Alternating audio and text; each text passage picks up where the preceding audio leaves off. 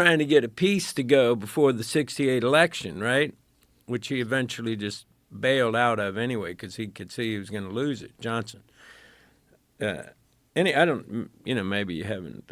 No, I've never heard thought that about this, conversation but between Nixon and it's an Johnson. incredible conversation, and Nixon's like, "Oh, I wouldn't do that. I would never, And of course, he was doing that. He was subverting the peace process, in the same way that they wanted to make sure Carter didn't get those, those guys Iranian released hostages, in Iran. Yeah, I always wondered about the Vietnam War. How much of it was about heroin? 3 days before 1968 presidential election, President Johnson contacted Senate Majority Leader Everett M. Dirksen to inform him the White House had received hard evidence from the Federal Bureau of Investigation.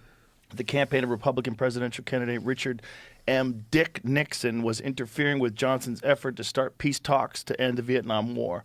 In this call, Johnson referred to contacts between Nixon's campaign and South Vietnamese President Nguyen Van Thuy, I don't know how to say his name, urged that they thwart any such negotiations.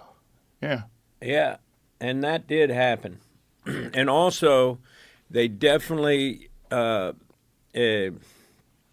Bush, the senior Bush, George Bush Sr., he met with the leaders of the Iranian, I don't know, what do you call it, party, whatever, before the election, but the fight between Carter and Reagan, and insisted they needed to not be letting those hostages go.